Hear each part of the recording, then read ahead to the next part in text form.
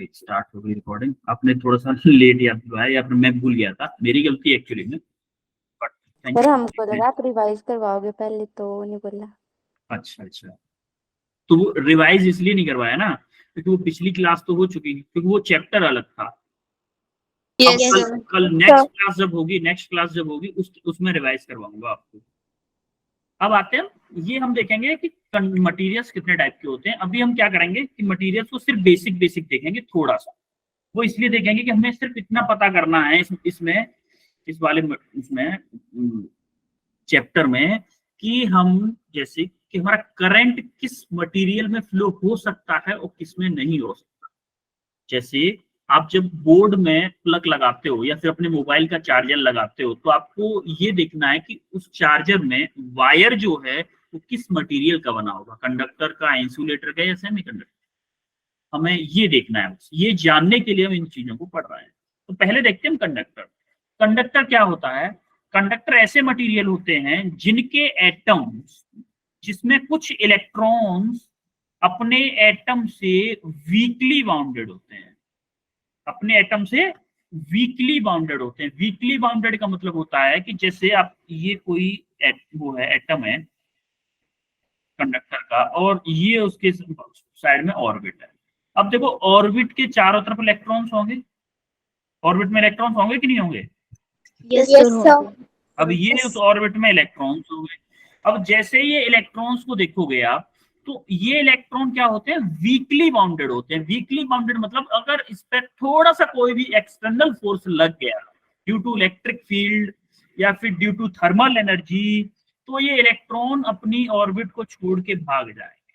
तो अगर छोड़ के भाग जाएंगे, इसीलिए हम बोलते हैं इनको फ्री इलेक्ट्रॉन।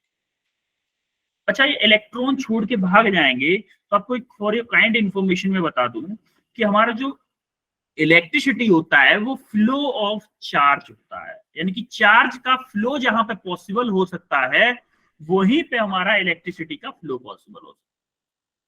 तो अब हम देखेंगे कि यहाँ कंडक्टर में क्या हो रहा है, चार्ज छोड़ के भाग सकते हैं। इसका मतलब यहाँ पे चार्ज का फ्लो पॉसिबल है, एक जगह से दूसरी जगह चार्ज जा सकता है ना? इलेक्ट्रॉन इसमें फ्री है, इसीलिए हम इसको बोलते हैं एलाउ। आवाज नहीं आ रही सर? आ रही है। आ रही है। तो शायद हो सकता है आपका नेटवर्क का इशू हो, इसीलिए it allow the flow of electricity. तो जो कंडक्टर होते हैं वो इलेक्ट्रिसिटी का फ्लो अलाउड करते हैं। और जनरली हम इस चैप्टर में पढ़ेंगे तो सारी चीजें कंडक्टर के बारे में पढ़ेंगे। कंडक्टर में ही सारे जितने भी डिवाइसेस होंगे, जो भी चीजें पढ़ेंगे हम कंडक्टर पे ही पढ़ेंगे। तो हम ये मान के चलेंगे कि जो वायर हमारे जितने सर्किट्स में यूज हो रहे हैं सब कंडक्टर मटेरियल के बने हुए हैं, उनमें कोई भी इंसुलेटर या सेमीकंडक्टर नहीं है, ये मान के चलेंगे। ठीक है। सिमिलरली होता है क्या इंसुलेटर? इंसुलेटर में क्या होता है कि all electrons are tightly bounded. Tightly bounded का मतलब क्या है? अब देखो, हाँ, इलेक्ट्रॉन में ये क्या है? ये मान लो इलेक्ट्रॉन्स हैं, ये अपने एटम से टाइटली बाउंडेड होते हैं। कि मतलब अगर इस पर कितना भी फोर्स लगाओ, चाहे कितना भी इलेक्ट्रिक फील्ड लगाओ, चाहे कितनी भी थर्मल एनर्जी दो, ये अपने जो ऑर्बिट है उसको छोड़ के नहीं जाते। इनको बाहर जाना अलाउड नहीं है। तो अगर इनको बाहर जाना अलाउड नहीं है, तो क्या फ्लो का, चार्ज का फ्लो पॉसिबल है? No sir. चार्ज का फ्लो अगर पॉसिबल नहीं हो पाएगा, तो इसीलिए हम बोलते हैं do not allow the flow of electricity. ये चार्ज का फ्लो नहीं कर पाते, इसीलिए इसको बोलते हैं हम कि भाई इलेक्ट्रिसिटी का भी फ्लो नहीं कर। सिमिलरली हम देखेंगे सेमीकंडक्टर। भाई इसमें क्या होता है? इसमें क्या होता है कि जैसे एटम है इसका एक, ये इसकी ऑर्बिट है, इसमें कुछ इलेक्ट्रॉन्स हैं,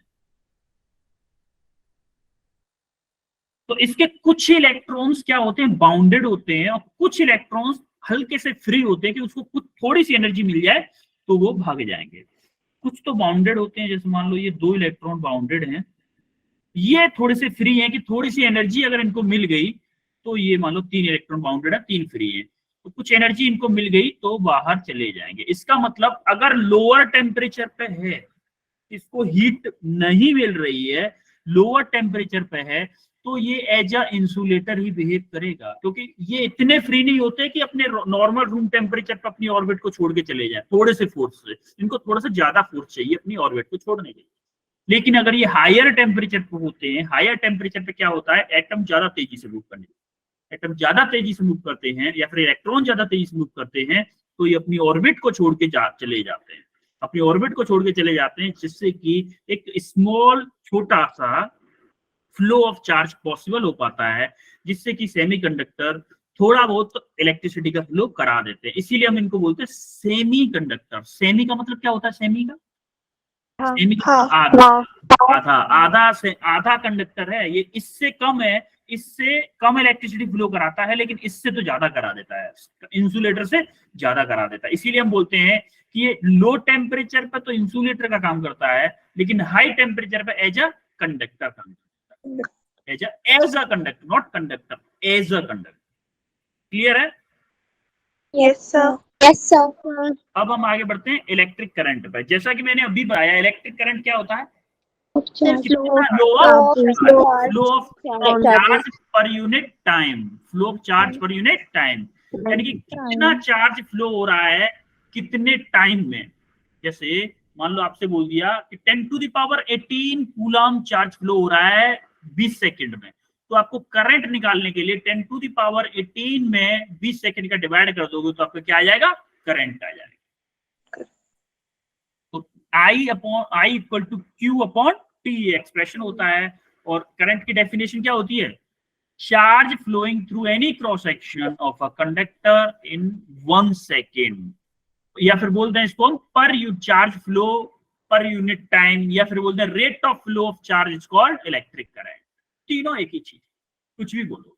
इसकी एसआई यूनिट क्या होगी, coulomb per second. Coulomb per second. Coulomb per second को हम एम्पियर भी बोलते हैं, कूलम पर सेकंड को हम एम्पियर भी बोलते हैं। अब आप देखोगे कि जब एम्पियर की हम डायमेंशन लिखेंगे, डायमेंशन क्या आएगी, M0 L0 T0 A1।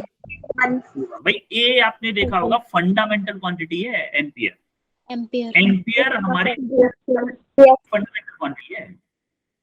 अब इसके बाद क्या होता है, अब हम देखेंगे एक कि जैसे मैंने बताया कि किसी कंडक्टर में, मान लो किसी कंडक्टर में ये कोई कंडक्टिंग वायर है, ये कोई वायर है, मैंने आपसे बोल दिया कि इससे 10⁻5 इलेक्ट्रॉन्स पर सेकंड फ्लो हो रहा है, पर सेकंड 10⁻5 इलेक्ट्रॉन्स फ्लो हो रहे हैं। तो मुझे अगर चार्ज निकाला, क्योंकि हमें तो चार्ज पर यूनिट टाइम निकालना होता है, नंबर ऑफ इलेक्ट्रॉन का तो नहीं पता ना, तो हमें क्या निकालना पड़ेगा, पहले टोटल चार्ज निकालना पड़ेगा, कितना सेकंड फ्लो हो रहा है, पर सेकंड में कितना चार्ज फ्लो हो रहा है, वही करंट होगा। अब मुझे चार्ज के लिए क्या करना पड़ेगा, क्या हमें ये नंबर ऑफ इलेक्ट्रॉन्स पता है 10⁻5, भाई नंबर ऑफ इलेक्ट्रॉन्स तो पता है ना, number of electrons into charge of electron, क्या मेरा चार्ज आ जाएगा। तो नंबर ऑफ इलेक्ट्रॉन को क्या बोलता हूं मैं, नंबर ऑफ इलेक्ट्रॉन को बोलता हूं n, और इनटू चार्ज ऑफ इलेक्ट्रॉन को e। तो हमारा Q इक्वल टू n ही एक्सप्रेशन आ जाता है, किसका, चार्ज का। अगर किसी कंडक्टर से n number of electrons flow हो रहे हैं और उसमें अगर चार्ज ऑफ इलेक्ट्रॉन का मल्टीप्लाई कर दें तो हमारा आएगा टोटल चार्ज का फ्लो रेट, तो किस रेट से चार्ज हमारा फ्लो हो रहा है। तो हमें चाहिए क्या, करंट। तो हमने जो कि ऊपर फॉर्मूला पढ़ा था, ऊपर क्या फॉर्मूला पढ़ा था हमने, भाई Q equal to Q upon T। Q की वैल्यू यहाँ से पुट कर दो, इसमें Q की वैल्यू हमने यहाँ से इसमें पुट कर दी, तो Q की वैल्यू क्या पुट की, NE अपॉन T। तो ये हमारा ब्यूटीफुल सा, सिंपल सा एंड ब्यूटीफुल सा एक्सप्रेशन बन गया, I equal to NE upon T। ये कब है, जब आपको नंबर ऑफ इलेक्ट्रॉन्स दिए हो और टाइम दिया हो, तब आप निकालोगे करंट सेकंड वाले फॉर्मूले की हेल्प से। और अगर टोटल चार्ज दिया हुआ है तो उसमें टाइम का डिवाइड करके तब आप करंट देंगे। क्लियर है? Yes sir. अच्छा, अब एक बात बताओ मुझे, 1 एम्पियर करंट फ्लो होने के लिए कितने इलेक्ट्रॉन्स पर सेकंड फ्लो कराने पड़े, 1 एम्पियर। अच्छा, 1 एम्पियर का मतलब क्या है, मैंने अगर बोल दिया 1 एम्पियर, 1 एम्पियर का मतलब क्या है, coulomb per second. Yes sir. यानी कि मुझे निकालना पड़ेगा कि चार्ज कितना पर सेकंड फ्लो हो रहा है। इसका मतलब ये है कि मुझे निकालना है n निकालना है, अच्छा एक बात बताओ, एक वायर है आपके पास, कोई एक वायर है, उसमें से 1 एम्पियर करंट का फ्लो हो रहा है। आपसे किसी ने पूछा मुझे ये बताओ कि इसमें पर सेकंड कितने इलेक्ट्रॉन फ्लो हो रहे हैं, पर सेकंड कितने इलेक्ट्रॉन फ्लो हो रहे हैं, क्या आप बता सकते हो? करंट कितना हो गया, पर सेकंड कितने इलेक्ट्रॉन फ्लो हो रहे हैं? करंट कितना था, 1 एम्पियर। करंट कितना था? 1 एम्पियर। मैंने बताया ना कि किसी वायर से 1 एम्पियर का करंट फ्लो हो रहा हो, और पर सेकंड की बात है तो टाइम कितना हो गया, 1 सेकंड। 1 second. अब जब इस फॉर्मूले में अप्लाई करोगे इसको 1 सेकंड और 1 एम्पियर को, देखो आई की जगह पे 1 लिख दो, आई की जगह पे मैं लिख दिया 1, और आपका एन ई अपॉन टी की जगह पे 1 लिख दो, तो क्या मेरा यहाँ से एन इक्वल टू 1 अपॉन ई आएगा? Yes sir. ठीक है ना? अब मुझे 1 अपॉन ई को जब मैं कैलकुलेट करूंगा, ई की वैल्यू पुट करके 1.6 into 10 to the power minus 19 coulomb, 6.25 into 10 की पावर 18 इलेक्ट्रॉन्स पर सेकेंड आएगा। अब ये देखोगे आप, ये देखोगे कि अगर किसी वायर से 1 एम्पियर करंट फ्लो हो रही है, 1 एम्पियर अगर करंट फ्लो हो रही है, तो उससे 6.25 into 10 to the power 18 electrons पर सेकेंड फ्लो हो रहे होंगे। सोचो कितना ह्यूज नंबर ऑफ इलेक्ट्रॉन्स। आपको गिनने में नानी याद आ जाएगी, आ जाएगी ना? Yes sir. कुछ लोग तो बोल रहे सर हमारी नानी तो है ही नहीं, कुछ लोगों, सर है, काफी लोगों की होंगी वैसे, सर है। तो इनको काउंट नहीं कर पाओगे आप, आपकी नानी दोनों काउंट करेंगे तब भी नहीं कर पाओगे, क्योंकि नंबर देखो 6.25 into 10 to the power 18 electrons पर सेकेंड, ये ओनली 1 एम्पियर के लिए है। जो आपका चार्जर होता है ना, फोन का चार्जर, वो भी 1 एम्पियर के नॉर्मली आ जाते हैं। सोचो आप जब फोन चार्ज करते हो, उसमें 1 एम्पियर का करंट अगर फ्लो हो रहा है फॉर एग्जांपल, तो उसमें क्या है, वो वैसे मिली एम्पियर में आते हैं। 6.25 into 10 to the power 18 electrons पर सेकेंड फ्लो हो रहे होते हैं भाई उसमें, छोटे से वायर में, छोटू पतला सा वायर होता है इसके अंदर, तो देखो इलेक्ट्रॉन का नंबर देखो। आगे बढ़े फिर, ये समझ में आया? ओके, अब ये छोटू सा क्वेश्चन है, इसको फास्ट आंसर करो, जरा फास्ट करो, इसको आंसर कर दो fast.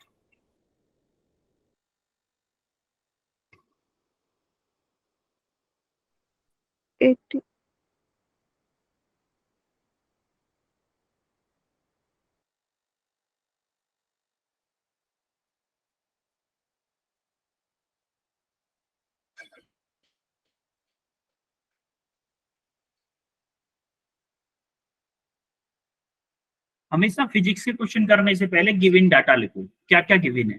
How many electron per second, यानी कि पर सेकेंड बोल रहा है तो हमें वो पता चल गया t इक्वल टू 1 सेकेंड है, पता चल गया ना? अब करंट दे रखी है उसने 8 एम्पियर, यानी कि आई मेरा दे रखा है 8 एम्पियर। अब तो कर दो, अब तो कर दो इसको, छोटी सी कैलकुलेशन है भाई गॉड, अब तो कर दो, हैंड रेस कर दो जरा, थोड़ा सा पता चले मुझे कि कौन सो रहा है क्लास में। कुछ लोग तो बेड पे बैठ के सो रहे हैं, बेड पे बैठ के class. 5 into 10 raised to power minus 8 10 raised to power minus। Okay, Riya और जगदीश 2 लोगों ने किया है अभी आंसर, बाकी लोग सो रहे हो गया आराम से टीवी, ऐसा तो ऐसे बैठ के आराम से टीवी के सामने लेके, सर न्यूज आ रही है मैं न्यूज देख रहा हूँ, ऐसा तो नहीं हो रहा कहीं? No sir. देखो ऐसा करोगे अपने आप को धोखा दे रहे हो, हमारा कुछ नहीं जाने वाला। जो आपके साथ में क्लास ले रहे हैं ना, वो डॉक्टर बन जाएगा और आप अपना ऐसे ही बैठे रहोगे। सिंपल सी बात ये है कि अब अगर मेहनत नहीं करोगे, जिंदगी में आगे बहुत ज्यादा मेहनत करनी, आप इमेजिन नहीं कर सकते आपको कितनी मेहनत करनी है।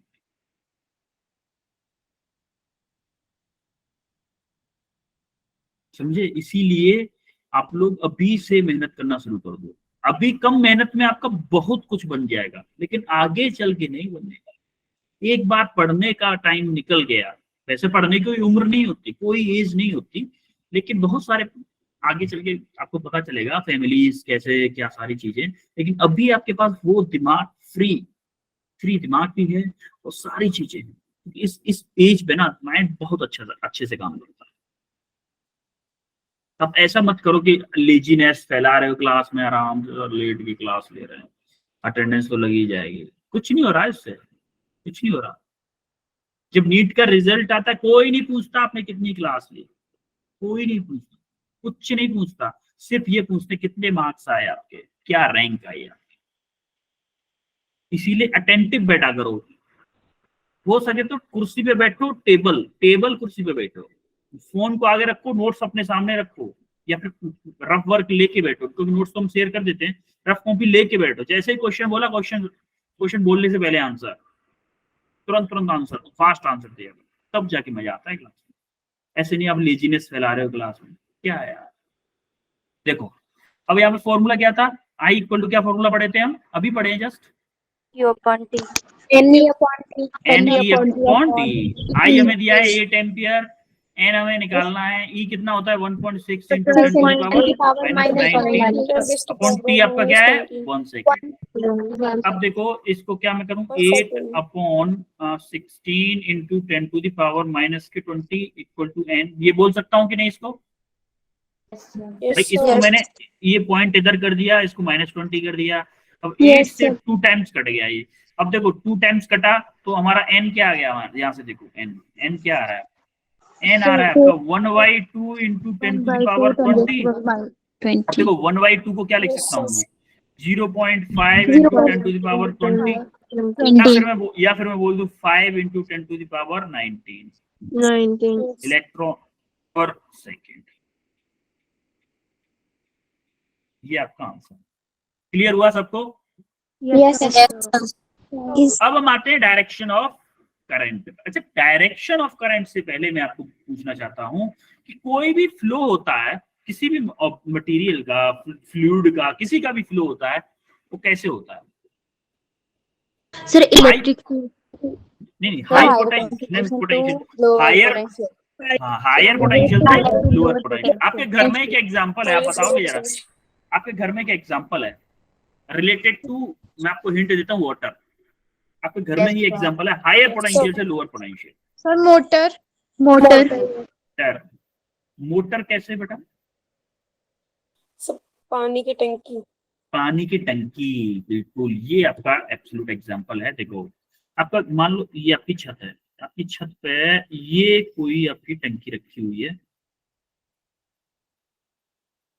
सिंटेक्स की, अरे जिस भी कंपनी की हो, कोई नहीं, जो भी कंपनी हुई, किसी की कोई कंपनी हुई, किसी की कंपनी हुई, कंपनी को प्रमोट नहीं कर रहे हम। यहां से आपके घर में ये आ गया पानी का नल,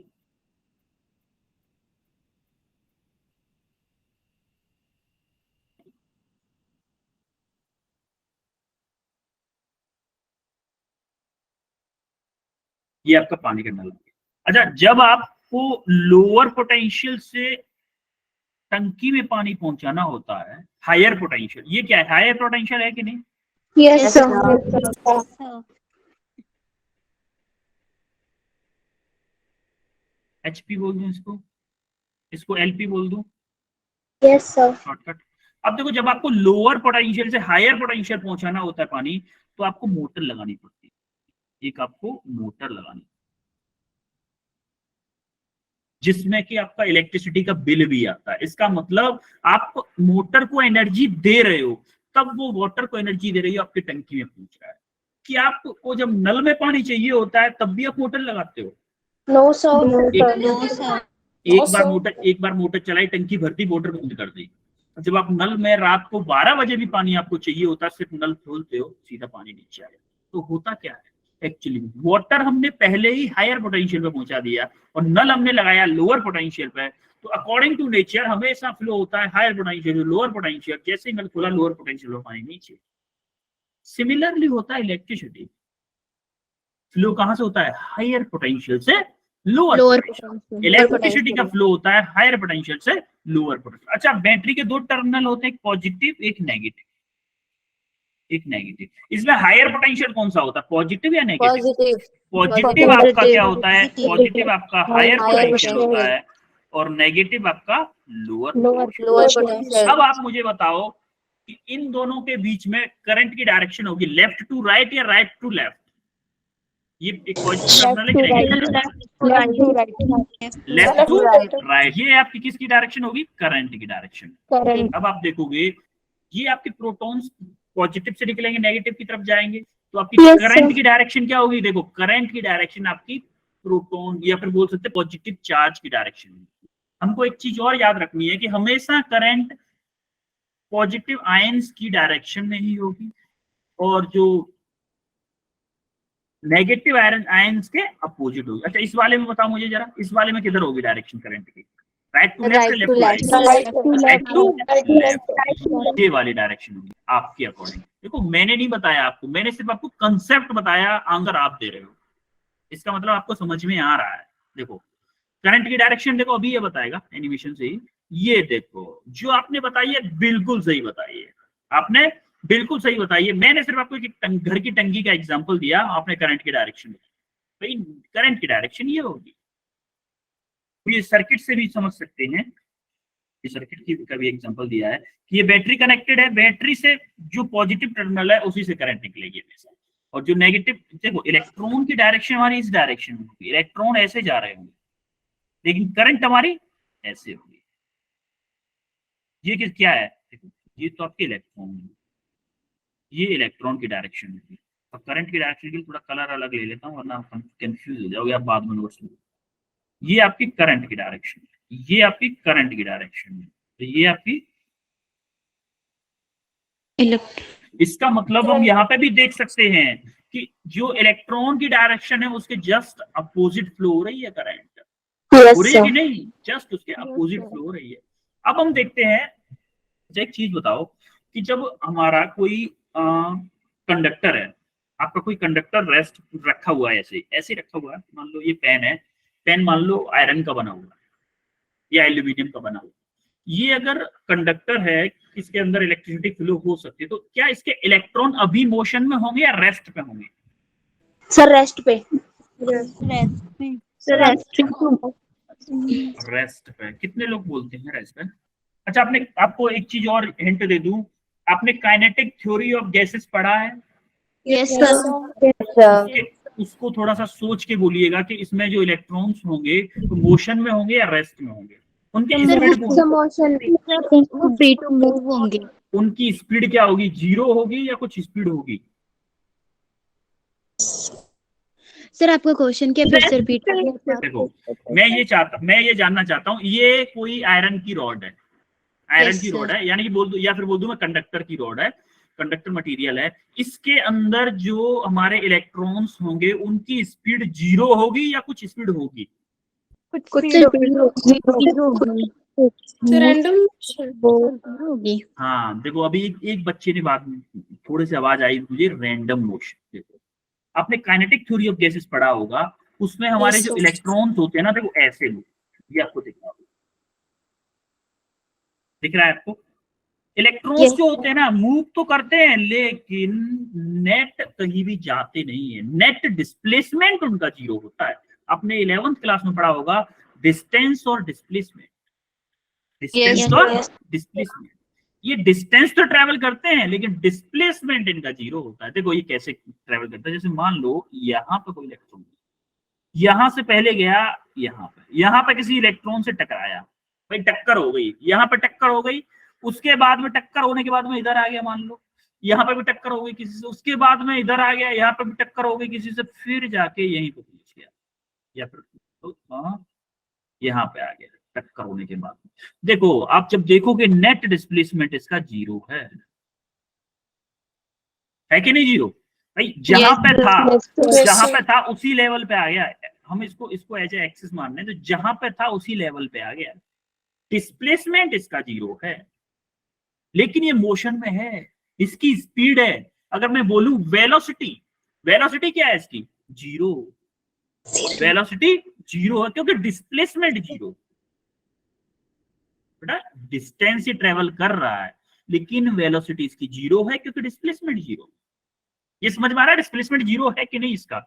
यस सर। अब हम देखते हैं अपने काइनेटिक थ्योरी ऑफ गैसेस में ये वाला फॉर्मूला पढ़ा होगा। Yes sir. Kinetic theory of gases में, और ये के क्या था? Boltzmann constant. अब जब हमने ये सारी वैल्यू पुट की, हमने क्या किया, थर्मल एनर्जी को काइनेटिक एनर्जी से इक्वल किया, थर्मल एनर्जी को काइनेटिक एनर्जी से इक्वल किया, तो हमें ये वैल्यूज पुट कर करा के, जैसे बोल्ट्जमैन कांस्टेंट की, ये हमारा क्या है, room temperature. Room temperature generally हम लेते हैं, क्या लेते हैं, room temperature generally 27 degree centigrade लेते हैं, जिसको जब हम केल्विन में कन्वर्ट करते हैं 27 + 273 300 केल्विन हो जाता है। तो इसको जब सॉल्व किया हमने तो 10⁵ रेंज का आ रहा है। 10⁵ रेंज का मतलब 100 किलोमीटर पर सेकेंड। जो आपका इलेक्ट्रॉन इसके अंदर रैंडम मोशन करता है ना, वो 100 किलोमीटर पर सेकेंड की स्पीड से मोशन करता है भाई। जैसे मान लो ये मेरा हाथ है, आपको हाथ दिख रहा है मेरा, ये यस सर। हाथ दिख रहा है। अब देखो ये मान लो ये इसका इनिशियल पॉइंट, ये दूसरा हाथ है, वो ये इसका इनिशियल पॉइंट है। तो देखो हाथ कैसे मूव करता है, ऐसे पहले गया, ऐसे गया, ऐसे गया, ऐसे गया, ऐसे गया, ऐसे गया, लेकिन फाइनली वो इस डायरेक्शन में कुछ भी मूव नहीं कर रहा, इस डायरेक्शन में कुछ भी मूव नहीं, ये यहीं से शुरू होता है, ऐसे टकरा टकरू के ऐसे ऐसे मूव कर कुरा के फिर यहीं आ जाता है, ऐसे कर कुरा के ऐसे करके यहीं आ जाता है, ऐसे कर कुरा के ऐसे। तो नेट डिस्प्लेसमेंट इसका 0 है, नेट डिस्प्लेसमेंट 0 है। अब जैसे ही इस पे इलेक्ट्रिक फील्ड अप्लाई कर देते हैं, जैसे ही हम इसके ऊपर इलेक्ट्रिक फील्ड अगर अप्लाई कर देते हैं, अभी देखो तो हम क्या करते हैं, देखो अभी जब नेट डिस्प्लेसमेंट 0 तो इसकी एवरेज वेलोसिटी क्या हो गई, 0। एवरेज वेलोसिटी 0 हो गई। अच्छा एक चीज बताओ कि यहाँ पे जब यहाँ पे टकरा रहा है, यहाँ से स्टार्ट हुआ, कुछ टाइम के बाद में इस जगह पे टकराया, मान लो ये 0.1 था, 0.2, ये 0.3, ये 0.4, ये 0.5। 0.1 से 0.2 पे पहुंचने में इलेक्ट्रॉन को कुछ टाइम लगा होगा, यस सर। लगा होगा ना? तो 0.1 से 0.2 पे जब दूसरे इलेक्ट्रॉन से जाके टकराया, ऐसे 0.1 पे था ये, दूसरा वाला आया, ऐसे टकरा गया, टकराने के बाद फिर कहीं गया, फिर 3 पे टकरा गया, फिर कहीं गया, फिर 4 पे टकरा गया, फिर कहीं गया, फिर 5 पे टकरा। तो इन टक्करों के बीच में कुछ टाइम भी तो बच रहा है, कुछ टाइम भी तो है। इन दो टक्करों के बीच में, जैसे 1 और 2, टक्कर 1 टक्कर 2 के बीच में जो टाइम है उसको हम बोलेंगे रिलैक्सेशन टाइम। क्या बोलेंगे उसको, रिलैक्सेशन टाइम। इसको हम टेक्निकल लैंग्वेज में बोल देते हैं कि time interval between 2 successive collision is known age relaxation time. Time interval between 2 successive collision, 2 successive मतलब 1 और 2 के बीच में हो, या 2 3 के बीच में हो, या 3 4 के बीच में हो, या 4 और 5 के बीच में हो। 2 सक्सेसिव कोलिजन के बीच में जो टाइम होगा उसको बोलेंगे रिलैक्सेशन टाइम। अभी इन चीजों को हम अगली नेक्स्ट स्लाइड पे पढ़ने वाले। अच्छा अब देखो, अगर मैं इस पे इलेक्ट्रिक फील्ड अप्लाई करूं, अगर मैंने इस पे इलेक्ट्रिक फील्ड अप्लाई कर दिया, फॉर एग्जांपल इलेक्ट्रिक फील्ड मैंने अप्लाई कर दिया, तो इस पर कुछ फोर्स लगेगा इलेक्ट्रॉन पे। अगर फोर्स लगे, इलेक्ट्रिक फील्ड, अब कैसे, इलेक्ट्रिक फील्ड अप्लाई करने के बाद मान लो यहाँ से स्टार्ट हुआ इलेक्ट्रॉन, यहाँ से यहाँ पे गया, यहाँ से टकरा, फिर टकराया, यहाँ पे टक्कर हुई, एक और यहाँ पे टक्कर हुई, और यहाँ पे टक्कर होने के बाद यहाँ पे आ गया। अब देखोगे जब इसका, तो अब इसका कुछ डिस्प्लेसमेंट है कि नहीं? Yes sir. ये लाइन, ये वाला जो और है, ये वाला येलो है, वो नेक्स्ट पेज पे बताएंगे, नेक्स्ट पेज पे बताएंगे, इसलिए यहाँ पे हटा देते हैं इसको। अभी आप इतना अंडरस्टैंडिंग रखो कि डिस्प्लेसमेंट इसमें 0 है, इसीलिए आपकी एवरेज वेलोसिटी 0। ये इतना क्लियर हुआ, इसमें क्लियर हुआ है सब कुछ? तो आज के बाद आप ये नहीं बोलोगे कि हमारा ऑब्जेक्ट अगर रखा हुआ है कहीं भी तो उसके एटम रेस्ट पे हैं, उसके एटम, उसके इलेक्ट्रॉन एटम तो इतनी स्पीड में मूव कर रहे हैं कि 100 किलोमीटर पर सेकंड। भाई 1 सेकंड में 100 किलोमीटर दौड़ रहे आ रहे हैं, तो आप उनको कैसे बोल सकते हो कि रेस्ट में? उनकी वेलोसिटी 0 है, स्पीड 0 नहीं है। समझ रहे हो? तो किसी भी हाँ, किसी भी कंडक्टर में अप्लाई होता है, किसी भी कंडक्टर में। अब देखो ड्रिफ्ट वेलोसिटी किसे कहते हैं। देखो जैसा कि मैंने अभी बताया था आपको, जब हम देखो रेड पेन से बना रहे हैं, वही पुरानी वाली कंडीशन। पुरानी वाली कंडीशन कौन सी, जो हमारी बना है, यही एक मिनट, यहाँ पे जगह है। मान लो यहां से लेके ये कोई मोशन है, ऐसे गया, ऐसे गया, ऐसे गया, ऐसे आया। ये था हमारा without electric field. Without electric field जब हमने इलेक्ट्रिक फील्ड अप्लाई कर दिया, भाई इलेक्ट्रिक फील्ड जब हमने अप्लाई किया तो इलेक्ट्रॉन के ऊपर कुछ फोर्स भी लगेगा ना, F equal Yes, to sir. QE। QE बोलते हैं, अगर Q यहाँ पे क्या है, चार्ज ऑफ इलेक्ट्रॉन है, तो EE हो जाएगा। Yes, तो इस sir. इलेक्ट्रॉन के ऊपर कोई चार्ज वो लगेगा, फोर्स लगेगा। तो हमने क्या किया, यहाँ से हमारा जब इलेक्ट्रिक फील्ड अप्लाई किया, उसके बाद यहाँ से स्टार्ट हुआ, मान लो यहाँ पे गया, यहाँ पे टक्कर हुई इसको, यहाँ पे आया, यहाँ पे भी टक्कर हो गई, फिर यहाँ पे आया, यहाँ पे टक्कर हो गई, फिर इसके बाद में यहाँ तक आया।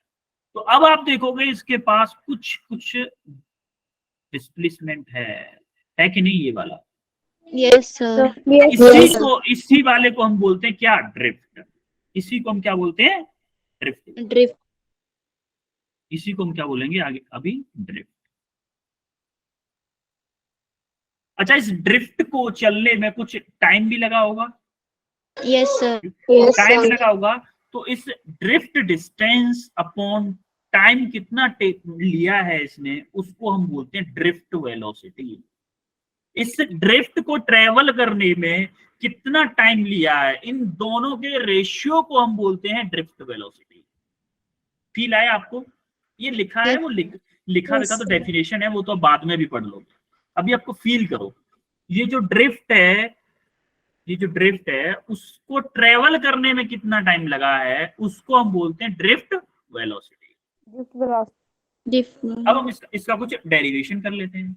मान लो इस जो कंडक्टर है, इसकी लेंथ है L, L लेंथ है इसकी। तो हमने क्या किया, F equal to QE apply किया हमने, F equal to QE apply किया हमने, तो हमारा ये E मतलब QE है। क्या F इक्वल टू MA लिख सकते हैं हम? Yes, sir. F equal to MA put किया या EE की पुट किया, तो हमें पता चल गया कि इलेक्ट्रॉन का एक्सेलरेशन हमारा आ गया। अब हमने इलेक्ट्रॉन का एक्सेलरेशन कब का निकाला है, टकराने के बाद का। जैसे किसी से टकराया, जैसे ही किसी से टकराया तो क्या उसकी इनिशियल वेलोसिटी 0 हो गई होगी उस टाइम पे? Yes, sir. Yes, है? तो देखो ये थोड़ा सा रिलैक्सेशन टाइम में आपको बता चुका हूँ क्या है। Time interval between two successive collisions. हाँ, देसी लैंग्वेज में क्या बोलोगे आप, दो टक्कर के बीच में जो टाइम होता है उसको रिलैक्सेशन टाइम बोलते हैं। होगा। अब देखो इक्वेशन ऑफ मोशन यूज कर लो कि हमने क्या किया, v equal to u plus AT use किया। अब v क्या हो जाएगा फाइनल में, vd।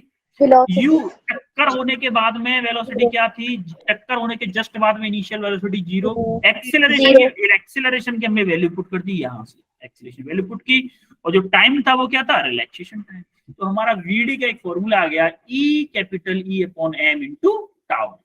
तो अब देखो यहाँ पे डिपेंडेंसी देखो कि ये vd जो है वो देखो टाउ के डायरेक्टली प्रोपोर्शनल है, और आपका किसके डायरेक्टली प्रोपोर्शनल है, E के डायरेक्टली। E के डायरेक्टली। अच्छा, ये थोड़ा सा आपको बाद में देखने में प्रॉब्लम होगी, इसलिए इसको हटा देता हूं मैं। और ये फिगर आपको पीछे भी है, पीछे भी स्लाइड पे बनाया था ना मैंने। Yes, sir. आपको समझ में तो आ गया ना, आपको थ्योरी देखने में प्रॉब्लम होगी ना बाद में।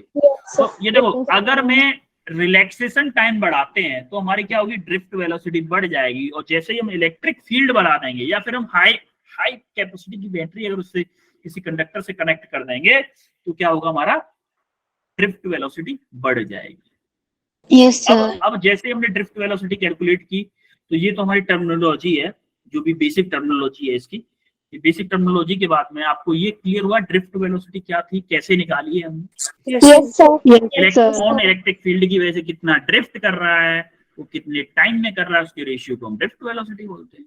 अब हम आते हैं करंट का रिलेशन किसके साथ निकालना है हमें, करंट का रिलेशन ड्रिफ्ट वेलोसिटी के साथ। अब एक बात बताओ, मान लो कि यहाँ से कुछ इलेक्ट्रॉन्स हैं, मान लो यहाँ पे एक एरिया वो ले लेता हूँ, क्रॉस सेक्शन एरिया, और एक ले लेता हूँ यहाँ। मान लो यहाँ पर कुछ इलेक्ट्रॉन्स थे, यहाँ पर कुछ इलेक्ट्रॉन्स थे, और वो कुछ टाइम में, डेल्टा टी टाइम में ये डिस्टेंस ट्रेवल की। ये डिस्टेंस मैं मान लेता हूँ कैपिटल डी, और टाइम कितना लिया, मान लो डेल्टा टी टाइम।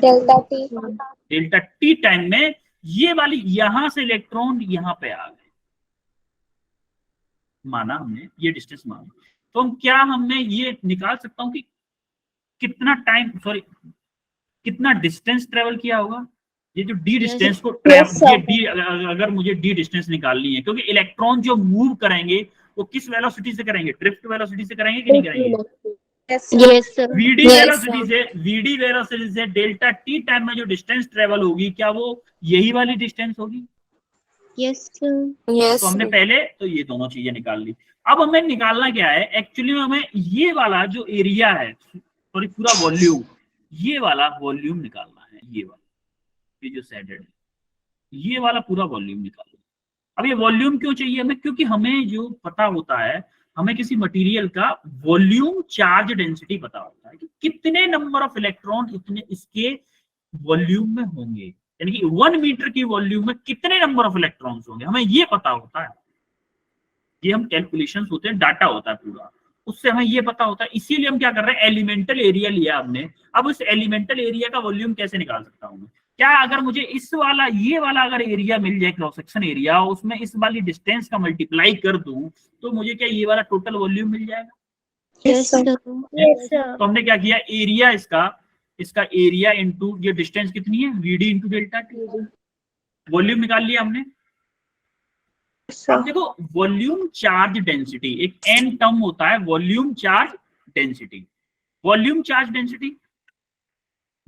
डेंसिटी होती है एन, यहां पे एन क्या होगी, वॉल्यूम चार्ज डेंसिटी, यानी कि number of electrons per unit volume कितना होगा, वो उसको हम क्या बोलेंगे, एन। क्या बोलेंगे, एन। अब देखो यहाँ पे क्या होगा, हमें निकालना है कि इस वाले जो एरिया है, ये जो एरिया हमने माना है, इसमें टोटल चार्ज कितना होगा। टोटल माना कि हमने इसमें n नंबर ऑफ इलेक्ट्रॉन्स हैं, उसमें इलेक्ट्रॉन का मल्टीप्लाई कर दिया, तो ये कितना आ गया, हमारा चार्ज आ गया। इस चार्ज में अगर हम वॉल्यूम का मल्टीप्लाई कर दें, तो क्या हमारा total charge in that volume आ जाएगा। Yes sir. इस वॉल्यूम में कितना चार्ज है, ये वॉल्यूम आ जाएगा। तो हमने क्या किया, एन ई इंटू वॉल्यूम की वैल्यू यहां से पुट कर दी, ये वॉल्यूम की वैल्यू यहां पे पुट कर दी, तो हमारा ये क्या आ गया, N E into A V D into delta T. ये हमारा आ गया कि इस जो शेडेड रेड एरिया आपको दिख रहा है, इस रेड वॉल्यूम में कितना चार्ज होगा, ये फॉर्मूला। अब हमें निकालना क्या है, हमें निकालना है कि करंट और इसमें ड्रिफ्ट वेलोसिटी रिलेशन, हमारा ड्रिफ्ट वेलोसिटी इसमें है। तो हमने फॉर्मूला क्या पढ़ा था इंस्टेंटेनियस करंट के लिए, delta Q upon delta T. अब डेल्टा क्यू की वैल्यू यहां से पुट कर दो इसमें, N E into A V D into delta T. अब डेल्टा टी से आपका डेल्टा टी क्रॉस हो गया, तो आपका एक्सप्रेशन आ गया I equal to N E A V D. अब आप इसको शॉर्टकट तरीके से ऐसे याद कर सकते हो, इसको लिख दूं थोड़ा सा मैं, I equal to, colour change करूंगा तो राइट, ठीक है, I equal to V D E N A capital बनाओ ए। क्या मैं इसको वीना बोल सकता हूँ, वीना?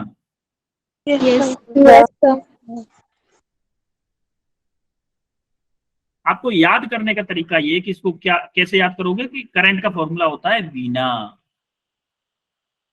करंट का फॉर्मूला क्या होता है, वीना, V D E N A. V D मतलब वी का मतलब आप समझ जाओगे, इतना तो याद होगा आपको। अगर वीना याद है तो आपको ये भी पता होगा वी क्या है, ड्रिफ्ट वेलोसिटी है। यस आपको सर। ये ट्रिक है, आपको ये किसी बुक में नहीं, ये किसी बुक ने नहीं बोला है कि ये वीना होता है, ये ओनली ट्रिक है,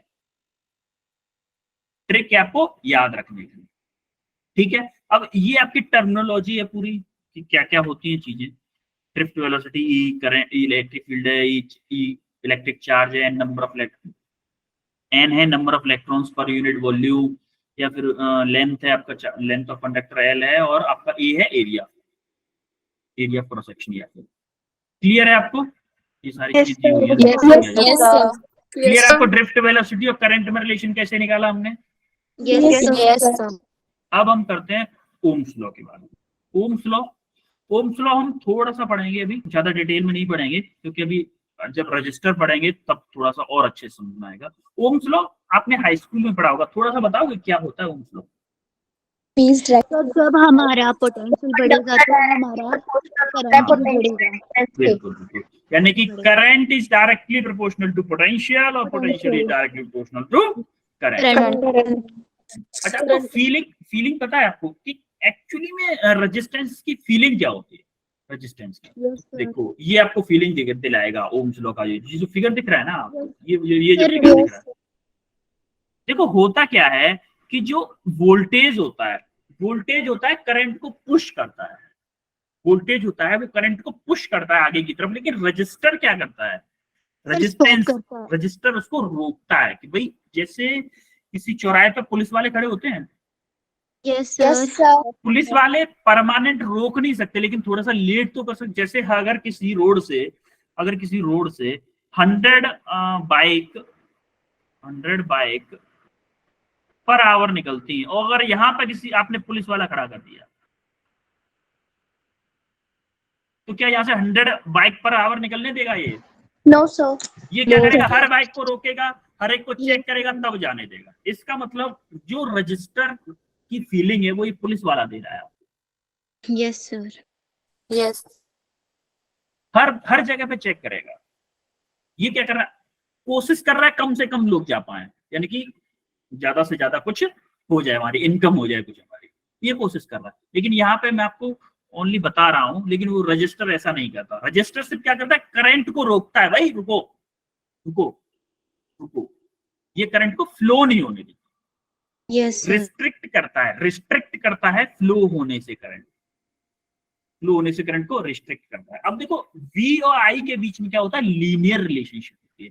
लीनियर रिलेशनशिप का मतलब होता है कि जैसे जैसे करंट बढ़ेगा वैसे वैसे पोटेंशियल बढ़ेगा, या फिर जैसे जैसे पोटेंशियल बढ़ेगा वैसे वैसे करंट बढ़ेगा। इसीलिए इनके बीच में लीनियर ग्राफ आता है। अब हर एक कंडक्टर इस रूल को फॉलो करता है। हर एक मटेरियल के लिए बनाएंगे तो ये सेम बनेगा।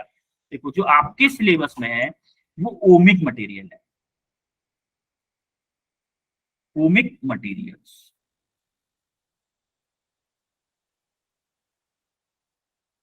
और ओमिक मटेरियल्स, ये ओनली ओमिक मटेरियल्स के लिए। ओमिक मटेरियल्स का मतलब होता है वो मटेरियल जो ओम्स लॉ को फॉलो करते हैं, उनको हम बोलते हैं ओमिक मटेरियल्स। मटेरियल्स ऐसे भी होते हैं जो कि ओम्स लॉ को फॉलो नहीं करते। जैसे जैसे टेम्परेचर बढ़ जाता है तो उनका रेजिस्टेंस कम हो जाता है, किसी का बढ़ जाता है।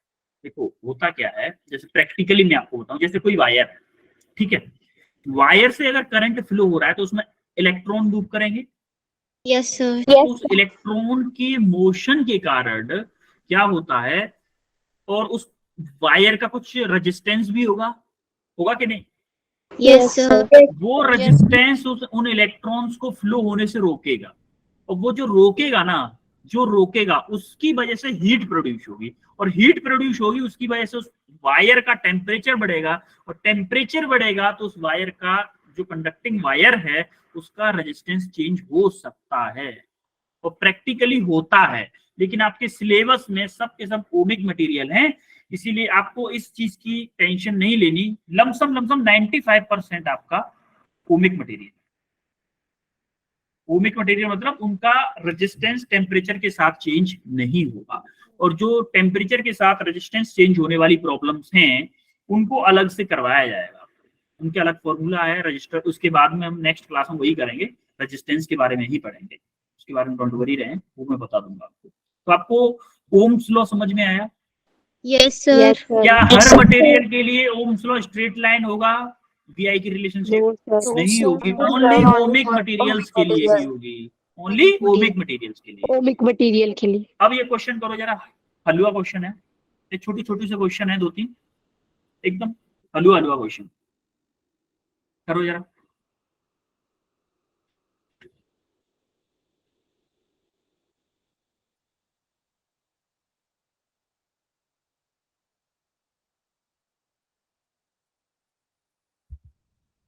अब तक तो आंसर आ जाना चाहिए था।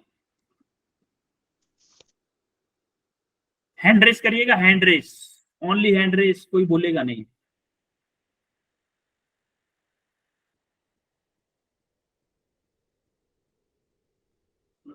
अरे वाह, बच्चों स्क्रीनशॉट आ गया अब तो आंसर। विमल, विमल आप बताओ।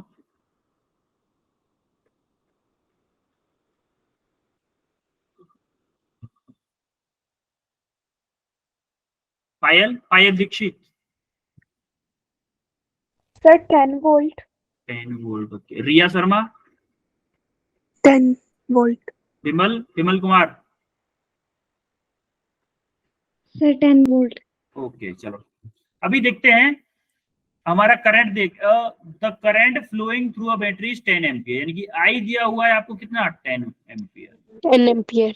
इट्स रेजिस्टेंस इज 1 ओम, यानी कि रेजिस्टेंस दिया हुआ है कितना, 1। Calculate potential difference across the battery. Potential difference पूछा है तो हमने पढ़ा है अभी ohm's law, V equal to I R. हमें V पूछा है, I पता है हमें 10 एम्पियर, R पता है 1, तो कितना आ गया, 10 वोल्ट। 10. एकदम, इसमें भी इतना टाइम लगा था आपको यार, ऐसे No. कैसे होगा। ये क्वेश्चन करो, ये हैवी, फास्ट, एकदम फास्ट करो। हैंड रेस देखते हैं कितने टाइम में आता है, सबसे पहला हैंड रेस किसका आता है। कुछ लोगों ने तो भी हैंड डाउन ही नहीं किया, कैसे पता चले। चलो मैं सबके डाउन कर दे रहा हूँ, हैंड डाउन दोबारा से करिएगा हैंड रेस। अब मैं देखूंगा किसका हैंड रेस। जरूर, पायल दीक्षित ने सबसे पहले किया है, पायल के बाद प्रीति, उसके बाद रिया, फिर नीता, फिर करुण, करुण, फिर श्वेता, फिर कैलाशु देवी, फिर प्रिया, विमल और जगदीश, विशाल। ओके विशाल, आप बताओ फिर आंसर क्या है इसका। विशाल, विशाल ऐसे ही हैंड रेस कर दिया क्या विशाल, बिना सॉल्व किए। Khushbu Devi, Khushbu, Shweta. Sir, 10 ohm. 10 ohms. Sir 10 ohm. Okay okay okay, सबका 10 ओम आ रहा है, फिर ठीक है। Yes, देखो sir. 10 ohm. Yes, sir. Physics का सबसे बड़ा फंडा होता है कि सबसे पहले आपको क्या करना है, गिवन डाटा लिखना है कि डाटा क्या गिवन है। गिवन डाटा क्या है, आपको आपको करंट दे रखा है, आई दे रखा है 10 एम्पियर, और पोटेंशियल डिफरेंस दे रखा है 100 ओम, 100 वोल्ट, 100 वोल्ट। आपने फॉर्मूला पढ़ा है V equal to I R. आपको V दे रखा है कितना, 100 वोल्ट, 100. आई दे रखा है 10 एम्पियर, 10 आर आपको निकालना है, तो आर सिंपल आपका कितना आ जाएगा, 100 by 10. 100 बाई 10, यानी कि आर 10 इक्वल टू ohms. 10।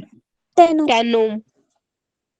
हमेशा फिजिक्स में एक चीज याद रखो, हमेशा सबसे पहले गिवन डाटा लिखो। गिवन डाटा लिखने के बाद में आपको क्या निकालना है ये भी लिखो। जैसे कि मैंने लिख दिया आई वी, और मुझे रेजिस्टेंस पूछा था उसने, तो मैं करूंगा आर इक्वल टू पूछा है। अब ऐसा फॉर्मूला देखो जिसमें ये तीनों चीजें आती, तीनों चीजें आती है। चीटिंग करो, धुआंधार टीचिंग, चीटिंग करो, चीटिंग करो। फॉर्मूले लिख के रखो एक पेज पे, चैप्टर वाइज, उसके बाद उसके क्वेश्चन लगाओ। चीटिंग, चीटिंग करके क्वेश्चन लगाओ। मैं खुद कह रहा हूँ, चीटिंग करके क्वेश्चन लगाओ अपने घर पे।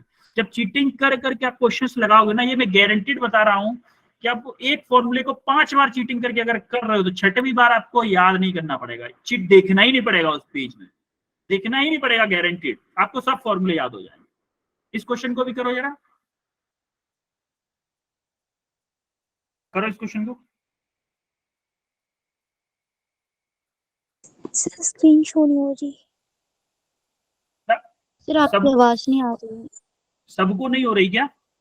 सर हमें हो रही है, सर आ और रही आवाज है, भी आ रही है। स्क्रीन भी शो हो रही है। तो शायद बेटा आप लोग जिनको नहीं हो रही है, शायद नेटवर्क इश्यू हो सकता है आप लोगों की साइड, किसी के।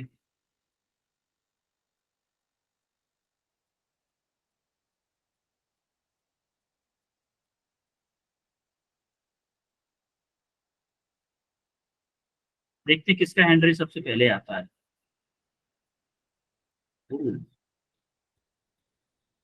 रिया, नीता, प्रीति, संधू। प्रीति, Yes, क्या sir. आंसर है, क्या आंसर है आपका? 2 into 10 की power 20. Okay, Nita, Nita, Riya, Riya Sharma. Sir मुझे स्क्रीन शो नहीं हो रही। Okay okay. Riya Sharma, yes sir. क्या आंसर है आपका? सर अभी नहीं निकाल, पीछे वाले क्वेश्चन के लिए किया था। अच्छा अच्छा, ठीक है ठीक है ठीक है। पायल, आपने किया क्या? देखो, सबसे पहले गिवन डाटा लिखो। Sir 5 into 10 is power 7. Sir, 2 multiply 10 raised to power 19. 2 into 10 raised to power Raised minus to 9. power 19. किसी का -19 में भी आंसर आ रहा है I think. No, No, sir, sir, 19 आ रहा है। ओके ओके, किसी का नहीं है, मुझे ऐसा लगा कि किसी ने बोला है। देखो, Yes, sir, how many 19 electrons बोल फ्लो पर सेकेंड। पर सेकेंड का मतलब टाइम आपको दे दिया है कितना, 1 सेकेंड। 1 second.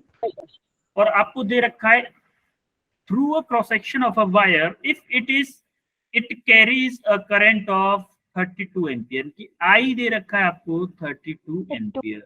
आपको निकालना क्या है? आपको एन निकालना है, आपको नंबर ऑफ इलेक्ट्रॉन्स निकालना है। तो आपने ऐसा कौन सा फॉर्मूला पढ़ा था जिसमें I T I is equal to NE equal to I equal to N E upon T. अब आई आपको दे रखा है कितना, 32। एन आपको निकालना है, ई आपको पता है 1.6 into 10 to the power minus के 19, और टी आपका 1 सेकेंड है। आप देखो जरा, इसको क्या लिख सकते हैं, 32 equal to N into 16 into 10 to the power minus के 20 लिख सकते हैं। Yes, sir. अब देखो 16 से 32 2 टाइम्स कट गया। अब जब Yes. n निकालूंगा मैं, देखो माइनस के 22 है, इस साइड में जाएगा तो पॉजिटिव हो जाएगा, तो 2 Yes, into sir. 10 to the power 20 क्या आएगा, electrons per Electron per second. Second. Clear है? किसी का 5 भी आया था ना, 5 into 10 to the power 19 electron per second किसी का। बेटा देखो, जिनका गलत हुआ है उनको भी सबको समझ में आया, जिनका नहीं आया उनको, जिनका गलत हुआ उनको सबको क्लियर हो गया। Yes, sir. Yes, sir. Okay, जब सबका क्लियर हो गया तो फिर हम चलते हैं नेक्स्ट पे। अच्छा, नेक्स्ट असाइनमेंट है। अब हम ये आपका असाइनमेंट है जिसको आप नेक्स्ट क्लास में करके आएंगे। अगर कोई डाउट आता है तो आप बताइएगा, अदरवाइज सिंपल क्वेश्चन है, सारे क्वेश्चन हो जाएंगे आपसे, ठीक है। Yes. तो आज हमने क्या क्या पढ़ा, आप बताओगे मुझे? एक एक करके बताओ मुझे। फर्स्ट हमने क्या पढ़ा था सबसे पहले?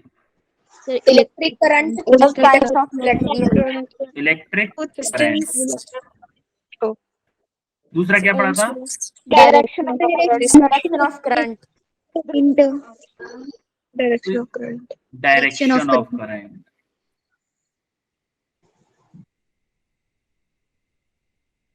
इसके बाद थर्ड पे क्या पढ़ा था? Movement of electrons inside conductor. Motion of electron. Electrons. Inside a conductor. और फोर्थ पे क्या पढ़ा था? Drift velocity. Drift velocity. Spelling गलत हो गई, ड्रिफ्ट वेलोसिटी। उसके बाद क्या पढ़ा था? Relation between हाँ, drift relation between current and time. Relation between I and V D. Sixth पे क्या पढ़ा था? Ohm's law. Ohm's law. बिल्कुल, ये 6 टॉपिक आज हमने पढ़े। तो इसमें किसी में भी डाउट हो आपको? No, sir. ऑल क्लियर है? ऑल क्लियर है? Yes, sir. ठीक है, फिर अभी टाइम भी हो चुका है, फिर चलते हैं और नेक्स्ट क्लास में मिलते हैं फिर, Yes. ठीक है। Thank you, sir. Bye. Thank you, sir. Thank you, sir. Bye, sir. Welcome everyone, welcome. Thank you, sir. Bye, sir. Bye बेटा, bye Thank you, sir. Bye, sir. Bye, you welcome.